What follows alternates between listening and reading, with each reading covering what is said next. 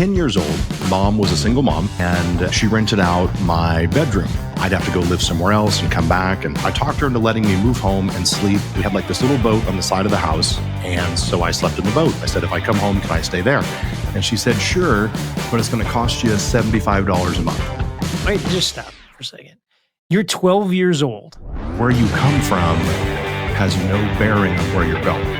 That was where the entrepreneurial spirit was born. To know him is to love him. I know you've all heard that phrase before, and it has never been said and been truer about anyone as I feel about Cody Gibson.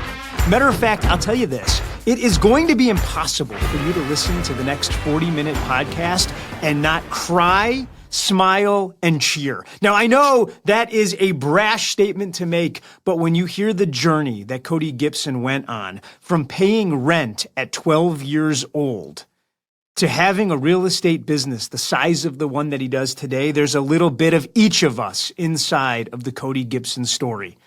This is one you should sit down with a cup of coffee in order to enjoy. Friends, buckle up. You're about to go on a journey with Cody Gibson.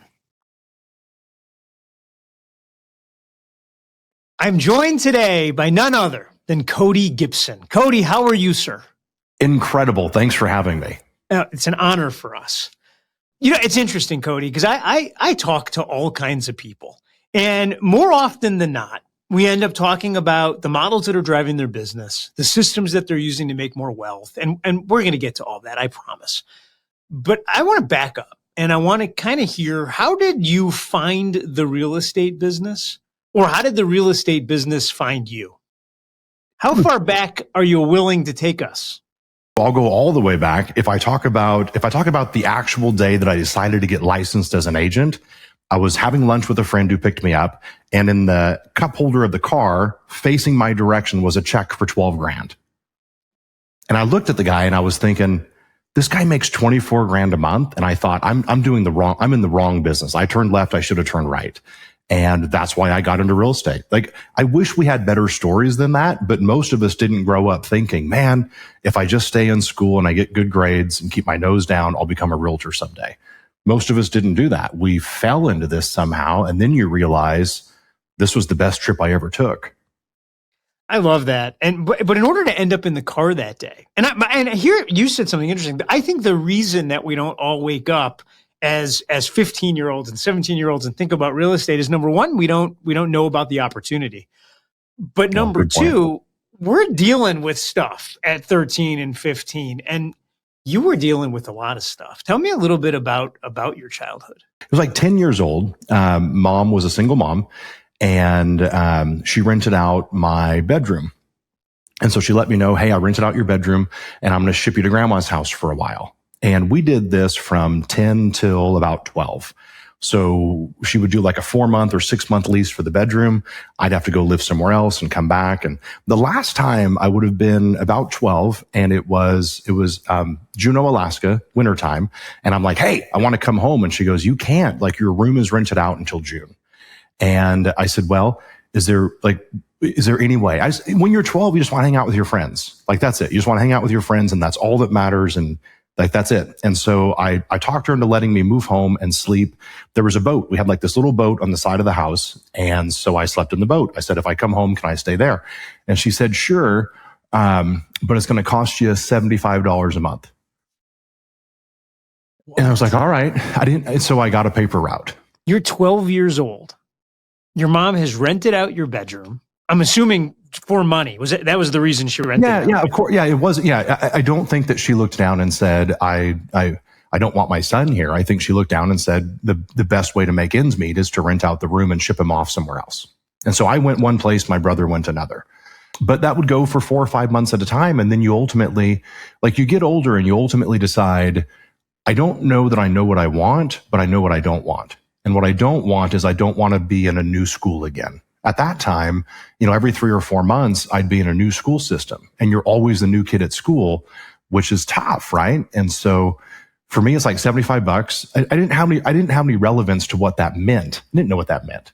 But yeah, and so I said, no problem. I just want to. She could have told me $7,000, and I would have said, sure. Like, yeah, I'll figure. Like, I don't know. I had no relevance. Well, I just can't imagine even looking up at 12 and having the pressure of needing to make a certain amount of money and still be 12. Yeah. I mean, me neither. But later in life, I look back and I go, I wished it wouldn't have happened, and I'm glad that it did. And I think that's probably true for most people that have challenge or problem or issues. I remember I was walking off stage one day at a KW event, and someone walked up and said, "Hey, I want to be just like you someday." And I thought, well, that's crazy because I know me. And I said, well, what do you mean? And he goes, I want to be great at rejection. And when you just say just the right, without even thinking, I said, I hope you're terrible with rejection the rest of your life. And he looked at me and I said, hang on, I think what you've done is you've mistaken my ability to hear rejection with me liking rejection. I hope that you have so little real rejection that it always just puts you on your butt. And what I mean by that is when I was 5, and this makes sense with the person that charges their 12-year-old rent. There's always a story behind the story. When I was 5, Mom sat my brother and I down and said, hey, I never really wanted kids, and I've got the 2 of you. You can call me Ma'am or Mrs. by her last name. And so for the next year, called Mom Ma'am. For a 5-year-old, that lives in a little box labeled rejection. So when a seller said, I think I'll hire somebody else, that's not rejection. When a buyer says, hey, I think I'll work with my friend instead of you, that's not rejection. And Gary had said once, and these things didn't click. It's not like at 12, I said, cool, this is my rejection story. But later in life, Gary made a comment. He said, the only real people in life that can actually reject you are people that you'd like to have at your deathbed. Wow. They could actually reject you. A dad that says, you're not my son. A mom that says, you can't call me mom. A brother that says, I never want to see you. Like those are rejection. And I hope for everybody listening, you have such little rejection in your life. I hope you never get used to it. I hope it just floors you when it happens, because I would never want a life of rejection. I just think that the label of the experience becomes the experience. So when an agent says, I'm going to go out there and I'm going to get rejection all day, I don't think there's any human being that's designed for that. No, I'd agree with you, especially at 12. So now you're 12.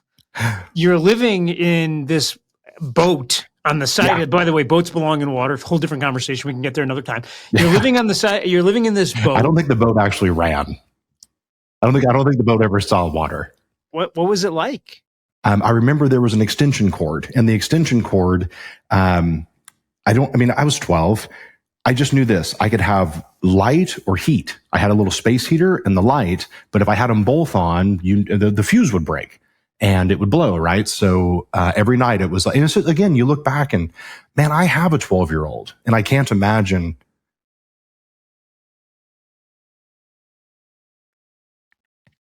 It's all right. I just want you to know, man, everyone listening is doing the same thing. Like they shouldn't have to choose. Yeah. But you did. But that's life. And everybody has. I mean, anytime, I don't tell this story often, but every time I do, I always think anybody listening has their story too.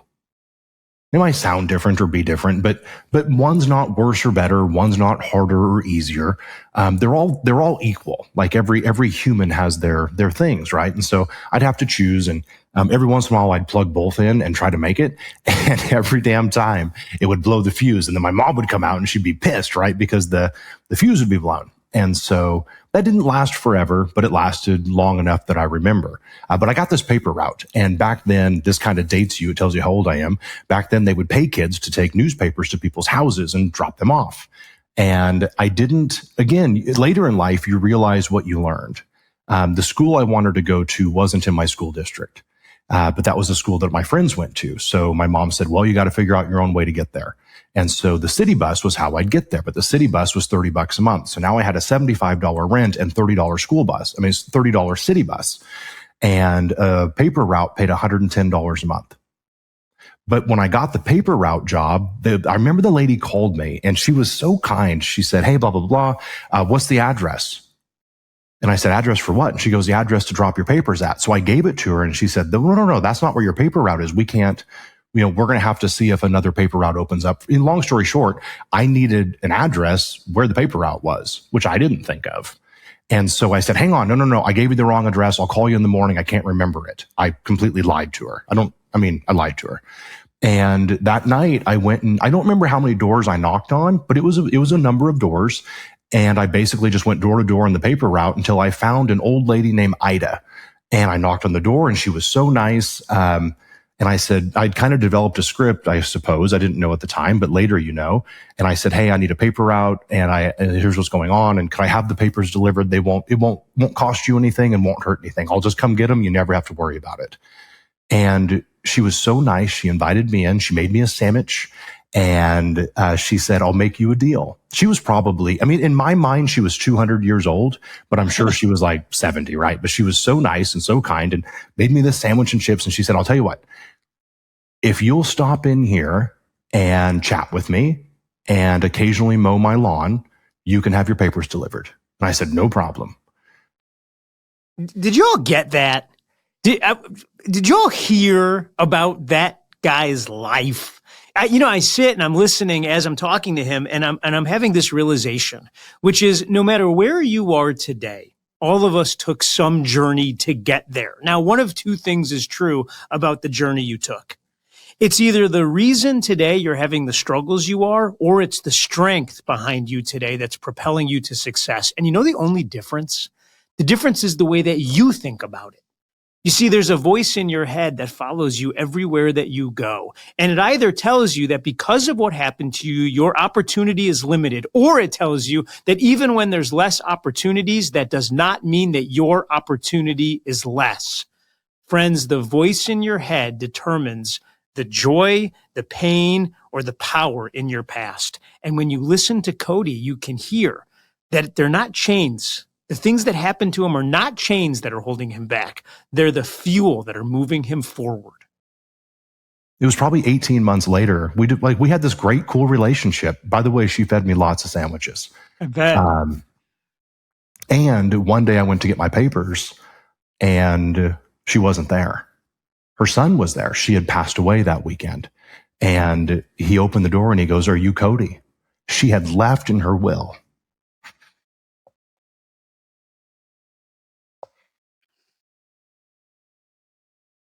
She'd left in her will that I can get my damn papers delivered there. That's unbelievable. Like, who does that? But the problem, if you go back to math, $110 for the paper route, I had $105 in expenses. And so while I was delivering papers one day, they always gave you 2 extras. And the 2 extras were to give away to people and then hope that they sign up for the paper route. And one guy was like, "Hey, do you have a paper?" And so I said, yes. And I handed it to him, and he handed me $1. And I thought, hang on a second. And so the next day I went by his desk and I said, "Would you like a paper?" And he gave me another $1. And that was where the entrepreneurial spirit was born. Because from there, I went to, and I suppose the statute of limitations, I'm sure, is long past. I would go to the paper box where they would put the papers, and you'd put 50 cents in, but all the papers were there. And nobody questioned the paper boy who had a big bag that said paper company on it, taking out 50 newspapers. Long story short, I had the $110 paper route, but I built my own on top of that made me $200. And there was 50 or 60 people, and some would pay me $1. Every once in a while, they'd give me $5, for the Sunday paper. So here I am at 12 years old, making $300 a month. I was rich. Yeah. I must have felt like all the money in the world. And you're doing this again to pay the rent to your mom. Yeah. And to take this city bus to school. Is school suffering? I can't imagine doing all of this and still graduating, which is, did you, by the way? Did you end up graduate?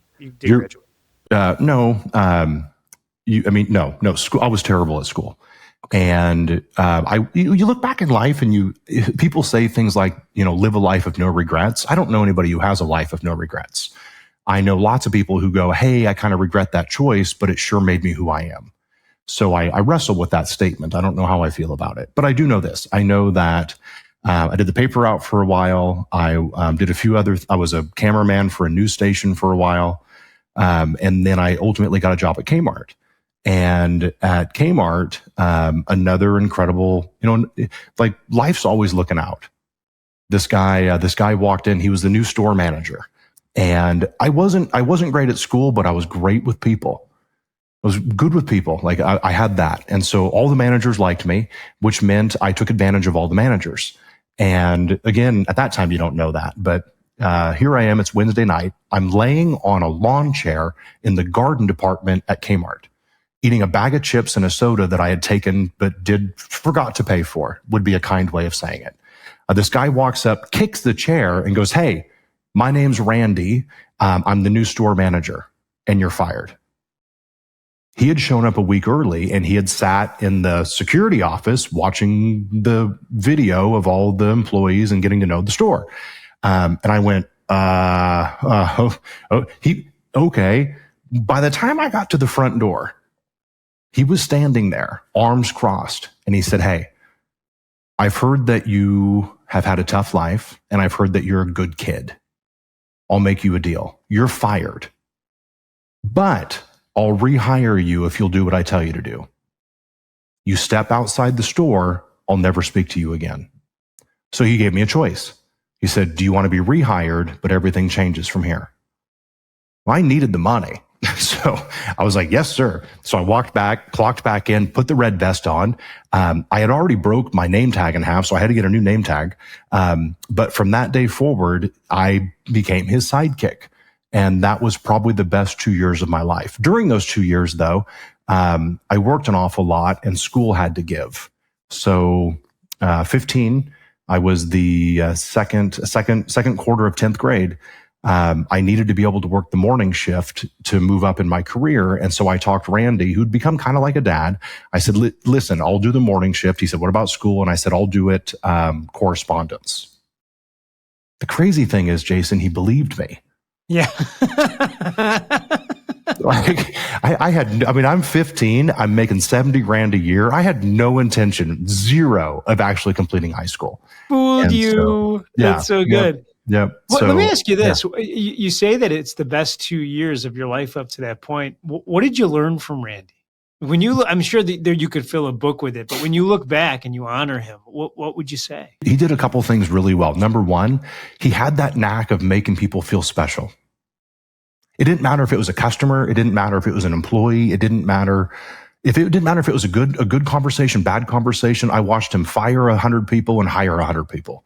And every time he just somehow made people feel good about themselves. He just did it like it was magic. And so, like, I work at that. Someday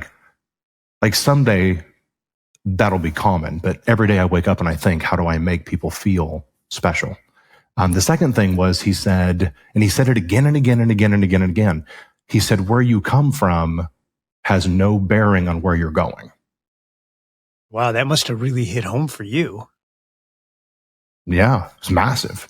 And then the third thing was he said, and this was kind of one of his little sayings. He said, "You either are born with money or you earn it. Those are your choices." All of us will go through life and we'll interact with people that say things that we don't just hear, we feel. And the difference for Cody and the relationship that he's having, because listen to this guy. He can go back and tell you these are the 3 sayings that this human used to have. This human who made an imprint and an impact on his life. Here's what I believe. I believe that all of us are born with a divine soul. And I believe that in that soul is all of the wisdom that we need to get us to live our best lives. The challenge with it is that wisdom is behind a giant lock. And that's why we wake up every day on the hunt for knowledge. And I think of knowledge as specific information. This is when you take a course, you listen to a show like this one, you go and you read a specific book. But the moments that you feel what someone is saying, as opposed to hearing what they're saying, and then you look up and say, "Oh my gosh, I just had a great insight." That's the wrong word. That would mean you heard something coming from the outside. That would be called an outsight.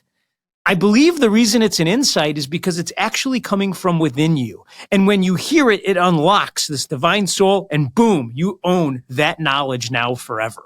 And what Cody is saying is that in his life, He's been looking for locksmiths to unlock these moments of wisdom. And this gentleman was transformative and was a locksmith that he remembers to this very day. My question to you is this: who in your life right now is unlocking your divine wisdom? And if you look around and you don't have those people around you, then that's a sign you're in the wrong group. So that was his way of saying, you're going to work a lot and you were going to put in a lot of hours. Like he was the store manager, right? He was the retail manager that came from the breed of managers that would, be proud of, hey, I've worked 85 days in a row. Hey, I've gone 110 days in a row with no days off. And during my career since then, I've had to untie some of that because that ultimately, like, we know what that means. But he sure taught me a work ethic when I didn't have one. Love that. Okay. So you're 15, you're now going to school correspondence, you're working full time at Kmart. Yeah. And now at this point, I did that for a couple of years. So at 17, my division manager, his name was Brad. He came to visit the store and he said, hey, I'd like you to move to Hawaii and open a store in Hawaii. At the time, I had become the youngest manager in Kmart history. That was the reason I, had to have the morning shifts. And I was like, oh, okay, I'd love to do that.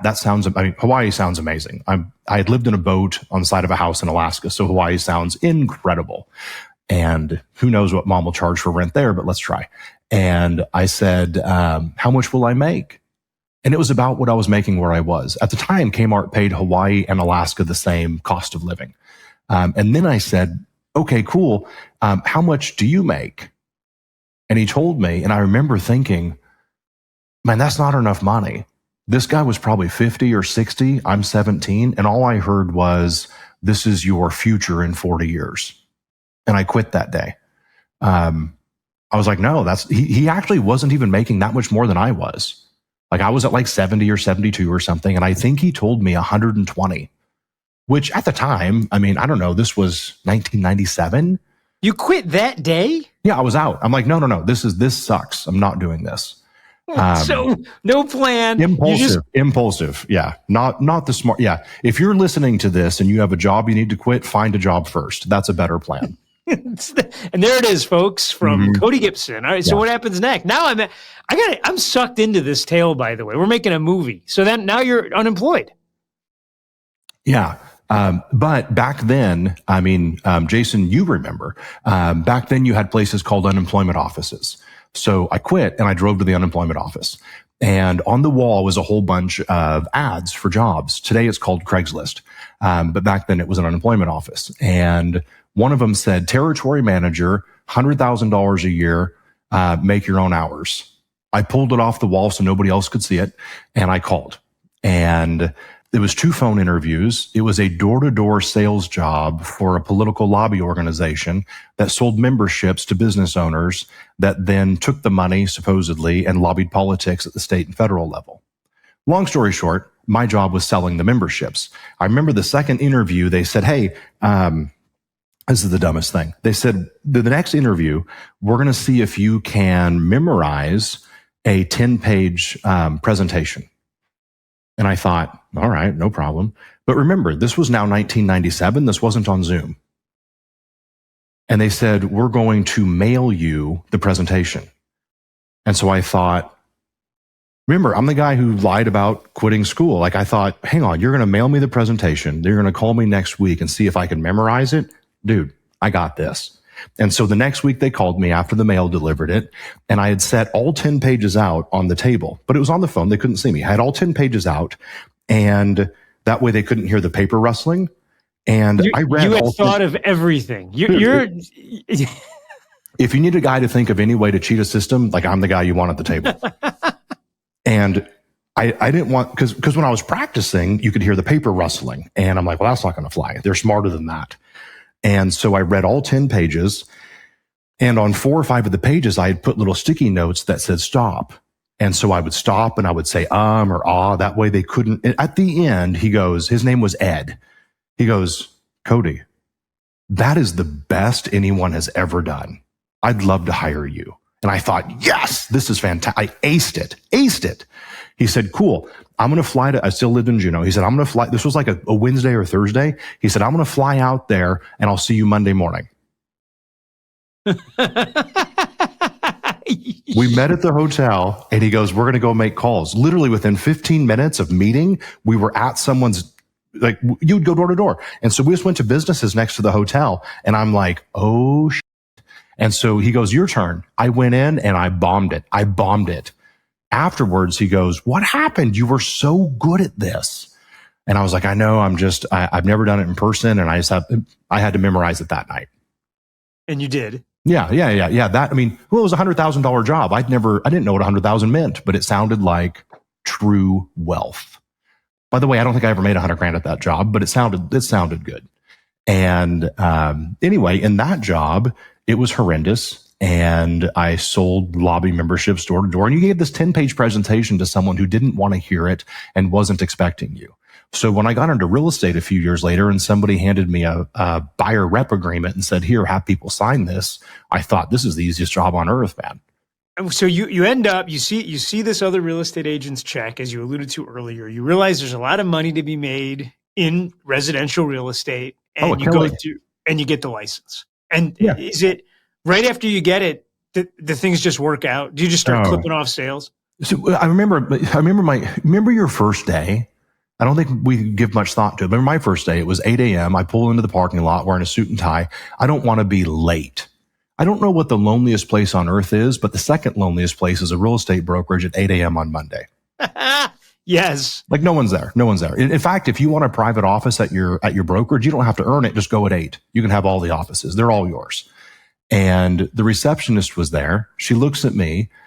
And it was probably 8:15 by the time she got there. And I remember I go, hey, it's my first day. I was so excited. It was my first day. And she was so just fast as a whip. She goes, congratulations. And I was like, well, I'm here to see Denny. Denny had hired me. And she kind of chuckled and said, wow, Denny comes in about 10. And so I sat there and waited, the pleather, nicest pleather sofa right there in the lobby. 10 a.m. Denny walks in and she kind of points to me. He looks at me. You ever seen someone look at you and they forgot you? Oh, yes. Like they don't remember who you are. And so I stood up and I said, sir, it's my first day. And anyway, he had hired me on Thursday. And I remember the day that he hired me, I aced the interview. The whole interview was like 10 minutes long. They offered me the job on the spot. They didn't check my references. Like I thought I should start a business of interviewing. I'm obviously amazing at interviewing.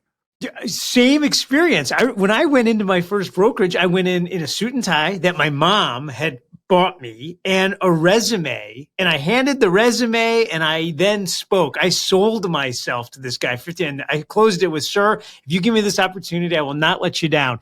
And this guy, he hems and he haws and he's scratching his beard and I can tell he's having an internal struggle. And I say, I'll do it. I'll do anything, sir. And he's tied up in knots inside because he only has one of these magical real estate agent jobs to give, Cody. Yeah, and then he looks at me and he says, I'm going to take a chance on you, son. And I remember walking out of that place feeling like I had literally just been given the greatest job in the world. When I went the next day and said, where do I go to get the pay stubs and sign up for HR? He said, what do you mean? We don't pay you here.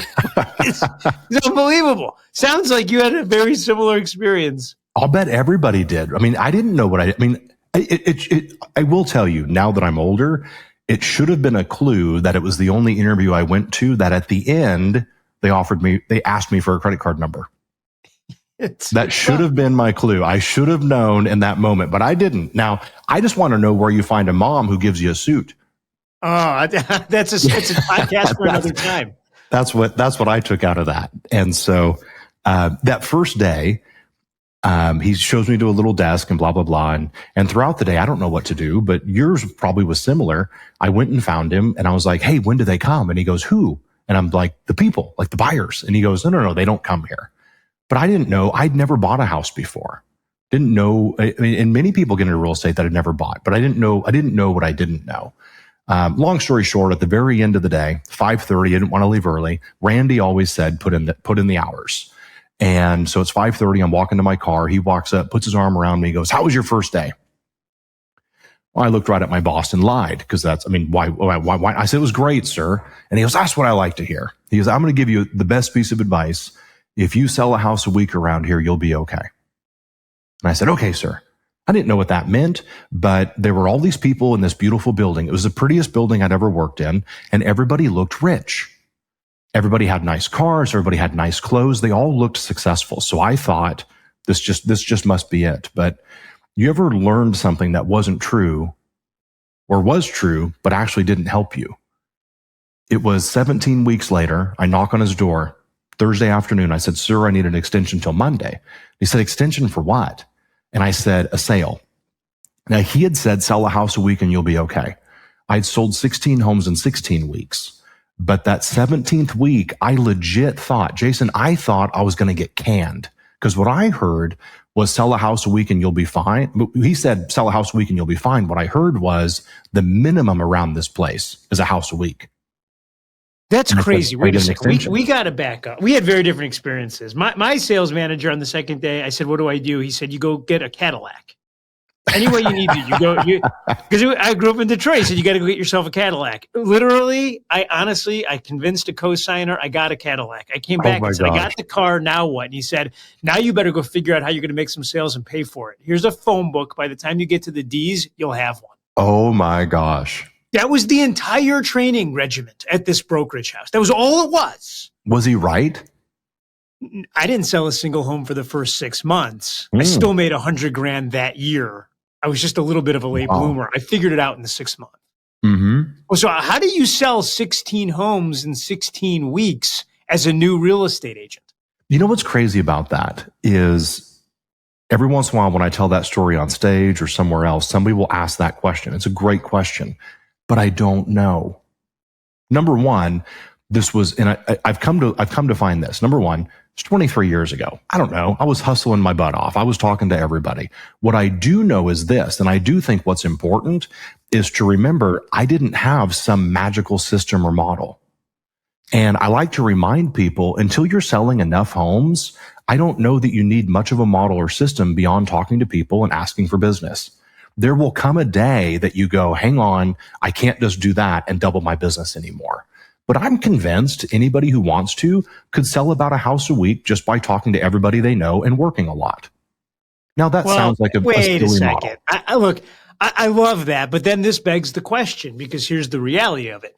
Half of the people that have real estate licenses won't sell a home in a year. So but I said talking to everybody they know and working a lot. Who you described isn't doing either of those things. Now, I guess your sales mentor at Kmart was right. Yeah, which was if you do the work, you're good. Yeah. I mean, I remember my sales manager at the brokerage. He caught me once at the mail, like the mail slot, and I was mailing off like my utility bills, right? And he goes, "What are you doing?" And I said, "I'm mailing my bills off, sir." And he goes, "Why?" And I was like, "I don't want my power cut off." And he looked at me and he said, "You're going to be broke." And I was like, "What?" And he goes, remember, I was selling a house a week, man. I'm like, "No, I'm going to be fine." And he said, no. He said, "What you should do is take that thing out of the envelope, drive over to the power company, stand in line, hand the bill and the check, and ask the person at the counter if they want to buy a house." Wow. Now, I don't know that that's a model that you're going to go build a giant millionaire real estate agent team on, but the theory of it could be. His point was, go talk to the humans. His point was, you chose a human business, go spend time with the humans. And I think that sometimes models and systems take us off track from that. And I remember it was a mastermind with Gary once when he said, be careful that your systems don't get so big that you need systems to track your systems. That's sage advice. So that first year, you ended that year, how much money did you make? Because you had walked away from the $100,000. You haven't heard the best part of the story. On that day, when I said I need an extension until Monday, I was like, listen, I got 2 offers out. I think one will go, one won't. I've got 3 opens on Sunday, and I've got 3 tours on Saturday. So I guess when you look at it like that, that was the model. I did lots of showings and I was sitting 12, 15 opens a week because that's where people were. Like, just go sit opens until you don't need to sit opens anymore. Anyway, he looked at me and he goes, listen, you're doing fantastic. Nobody sells a house a week forever. And it took 4 months to sell my next house. Wow. This sole difference was what I thought. I thought everybody around here sells a house a week, so it must be possible. And then poof, 16 weeks later, he said, nobody sells a house a week. And so I stopped selling a house a week. So when I think, like, when people say things like, It's mindset. And behind me in my office, I got a fish, and it's a goldfish and you've all seen it. It's a goldfish with a shark fin attached to the top. And it says mindset is everything. To me, that's what I think of when I think mindset. I think be careful what you think. Because I thought selling a house a week was easy, so I did. Then I thought, crap, I shouldn't be selling a house a week. I'm somehow doing it wrong. And so I stopped selling a house a week. So that first year, I sold 16 homes the first 16 weeks, sold nothing for the next 4 months. And then I went back to about one a week. So I sold about 30 homes that year. The most money I'd ever made in my life. I had never even sniffed that much money before. Didn't know what it meant. Now, 2 years later, when I hadn't paid my taxes, I learned what that kind of money meant. What do you mean you didn't pay your taxes? No, why would you pay? I mean, it was the greatest thing on earth, man. They didn't take any money out of the check. It was the craziest thing. They took the brokerage split and they literally gave me the rest. I didn't know. Everywhere I'd worked before that, they took it from me, but I never paid attention. It was just, that's how much you had. And so 2 years later, the accountant I went to asked me the question, why weren't you paying your taxes? And I remember thinking, because I'm 21 making 200 grand. That's why I didn't pay my taxes. Because I spent it. I've had a great couple years. Now I'm screwed. So you're in a giant hole now. How much do you owe the government at this point? $105,000. 105, which sounds like, I mean, that still feels like a lot of money to me. But at the time, it was more than I could even fathom. And I remember that summer, this would have been my third year in real estate. So my third summer, you ever been in a place that was so bad, all you could do was work your way out? And that was the only choice you could make. That was it. I mean, remember, I don't have a high school education at this point. I certainly don't have a college degree. You made the comment once, Jason, you said that you had graduated, which I felt like you were bragging in the moment, but you said you graduated. And then you said you had like a C average. I graduated with a 1.9 GPA. Yeah. They don't make you a doctor. They don't make people like me doctors or lawyers. No. We just become authors and podcast hosts. Yeah, perfect. Yeah, you're in the right spot. So I can't get a different job. I owe 105 grand in taxes, and so that summer, every time I got a commission check, I always had mentors in my life, but they weren't on purpose until much later in life. Back then, it was on accident. They were just people that looked out for me and maybe felt bad for me. And this one agent. At the time, she was the biggest agent at her brokerage. It was a different brokerage than where I was, but she said, take 40% of your check and pay your taxes that day. And I was like, cool. So what I did was I went and I cashed my commission checks, and I would take 40% of the money and I would drive to the IRS office in Anchorage, is where I was at the time, and I would make a deposit. The crazy thing is, if you go to the IRS and make a deposit, they don't even ask what it's for. They just take the money. Wow. They never once said, how much do you, they just said, thank you, and gave you a receipt. And I knew I was paying off 105. So that summer, I remember the feeling on the last check paying off 105,000. But what I didn't realize or didn't think about was I was using that year's income to pay a previous year's tax. And it's like paying your mortgage 3 weeks late. It's like, yes, damn. And so the next year I had the exact same problem. Unfortunately, I've had to learn this tax lesson twice. 7 or 8 years later in my career, I learned it a second time. And I don't know any mega agents who haven't had some bout with the IRS at some point. Cody, you go from these terrible lows, it sounds like. And today you talk about them as their learning experiences, and you're obviously having wild success. So what's the thing that gets you through the day you find out you have the $105,000 bill? Your back's up against the wall. Like, you don't have another choice. I didn't know what it meant if you didn't pay it, but I didn't want to find out. And okay, fine. But, and this seems to be the pattern in your life. Look, you didn't have a choice and had to get the paper out. You didn't have a choice and you had to go get a job. You didn't have a choice and you kept the job at Kmart. Like, you've had your back up against the wall plenty of times, but now you got, by all external views, you got plenty of money, things are good. You have a lot of choices. You still wake up at 4 a.m. every day and come and grind. Why do you keep making that choice, even though now your back is not up against the wall? I know that it could be. And my back is up against the wall compared to the business I could be doing. It's up against the wall compared to the amount of people I could be helping. I get the benefit today because of what I do inside of KW that I get to help lots of people, which is awesome. And I feel amazing about it. But I wake up and I think that's cool. But what if I could be helping 3 times that many people? What if I could have an impact on 4 times as many people? And so for me, I have that pressure. Like I'm the type, like many of you, that I'm terrible at taking naps. Like I'm just not a napper. Even if I'm tired, I hate taking, and if I fall asleep during the day, I wake up and I fly off the couch as if I've lost everything. And I don't know that that's a healthy feeling, but it's a feeling that you could use for good. And if I have an addiction to something, the addiction is creating. The addiction is chasing something. It's not, I mean, I'd love to say it's money. I like money. Money's great. I had the benefit of hearing Gary for the majority of my entire adult life. And so Gary used to say things like, it's not the money, it's what the money can do. And so I didn't have that mentor growing up. I didn't have that mom or dad growing up. When we moved to Alaska, I was 8, and it was because the DEA came and knocked on the door. And we were pot farmers, but we were pot farmers before, like, it was cool, before it was allowed in 41 states. And so we moved to Alaska that weekend. And back then you could go there and like disappear, right? And so for me, I knew what I didn't want. So I've always just went the other direction. Cody, when you look at your business now, what's the thing that y'all do so well that you could teach us? Because you hear 1,800 units.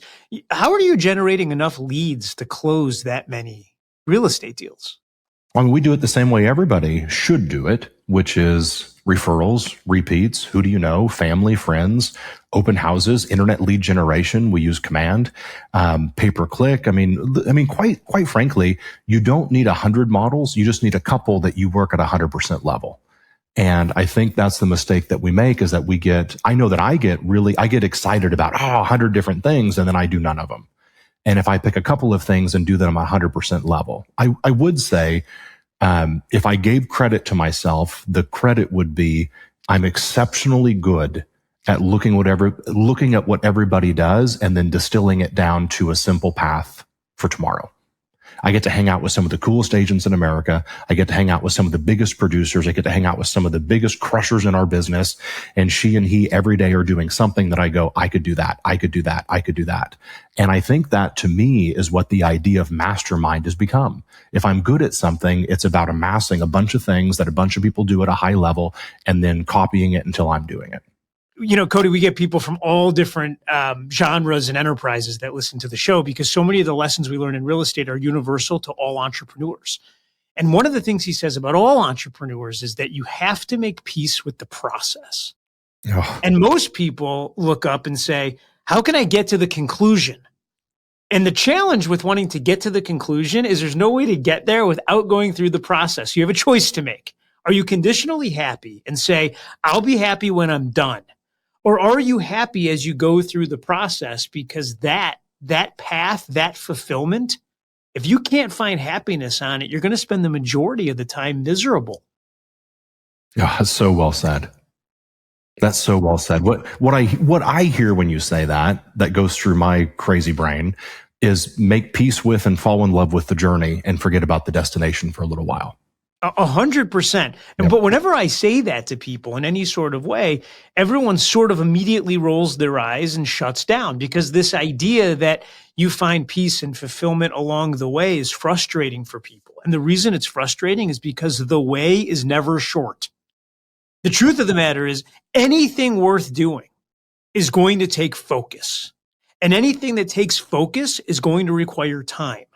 And the reason why some people get so much out of life and so much out of their day and so much out of their week is because they have focus on the things that matter most during the time they're spending on the activity. God, that's so well said. The challenge of life is, number one, figuring out what it is I want and who it is that I am.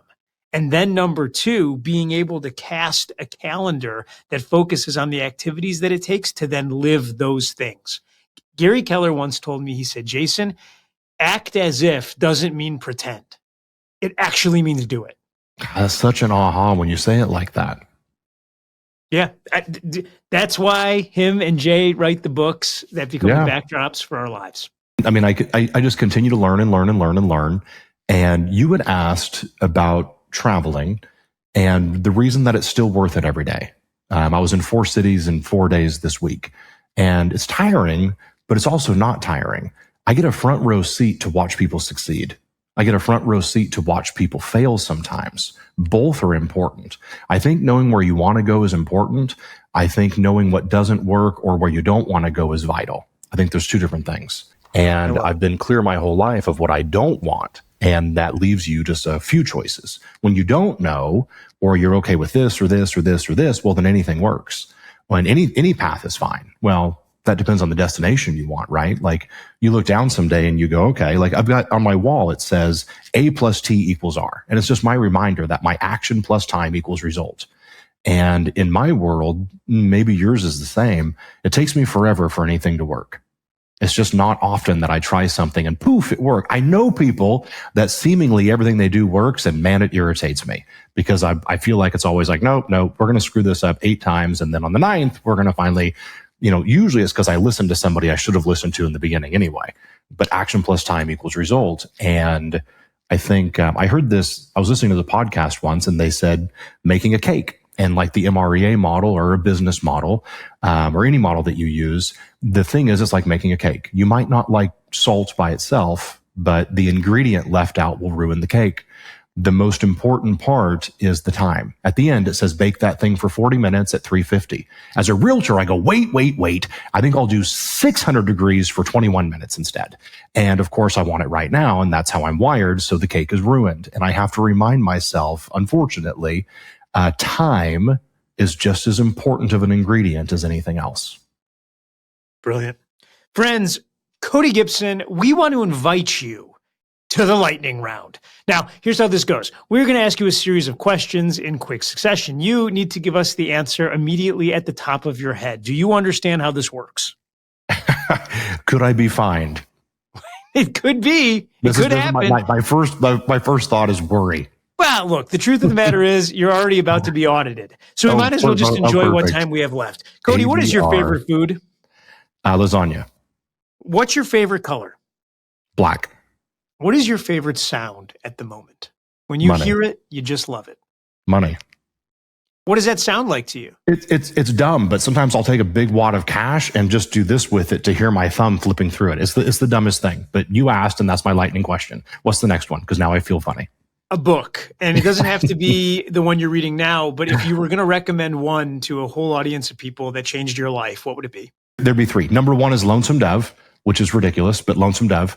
I didn't have the greatest dad on earth, but when I was 9, he handed me Lonesome Dove and said, I won't be able to teach you a lot, but this book can. And I read that book, Larry McMurtry, probably 6 times, 7 times. And then, of course, it became a 7-hour movie. And whenever I was homesick from school or skipping school, which was more likely the case, I watched that silly movie. And in my heart, it's the closest that I have to my dad. Atomic Habits and MREA. So if I could spend the day and watch Lonesome Dove, read the MREA, and listen to Atomic Habits and flip my thumb through a stack of cash, it's been a great day. Fantastic. Because I was about to ask you your favorite movie. You want to go with the Lonesome Dove? That's it. Yeah. That would have to be it. It's 7 hours and a decent movie. Is there a podcast that you like to listen to that you'd recommend? Sounds silly, but I really like Think Like a CEO. There it is. Friends, that was Cody Gibson. Cody, thank you for your time today. Jason, I got more from it than you did. Thank you. I could listen to Cody all day long. And the reason is because he inspires me. He doesn't just inspire me to be better at work. He inspires me to be better at life. And here's the reason why. When you hear him tell his story, you could come away and say, there is absolutely no reason that with that beginning, his middle, where he is right now, should be as impressive as it is. He somehow managed to take every disadvantage and turn it into an advantage. He became mentally strong because of the obstacles that he faced. And as you listen, you hear all of the different points of failure. None of it was clean, none of it was beautiful, and none of it is worthy to stand in front of a room and talk about, except the fact that he kept going. You see, sometimes perseverance is more important than talent. Not that he isn't wildly talented. But Cody has that it factor. He has that thing. My biggest takeaway is that Cody has grit. It wouldn't have mattered what life threw at him. You see, it was coming its way, and all he was going to do was react. And that's what he did time and time again. Friends, as you listen to Cody Gibson, here's what I want you to ask yourself. Did Cody become as successful as he is because he didn't fail? Or did Cody become as successful as he is because all he did was fail and then make incremental changes after the failings? That's what you heard from Cody Gibson. As you look out over your life and as you talk to people about theirs, I'd like you to keep something in mind. The world wants to believe that there's a hockey stick drawing that goes straight up. Friends, it doesn't. It goes up and it goes down and it goes left and it goes right. And at the end of the day, your success will not be judged on any one day or any one victory or any one failure. Instead, it will be judged on how you deal with those things. You see, you are going to get hit and you are going to fall down. The question: do you insist on getting back up? Just like Cody Gibson. Thank you, friends.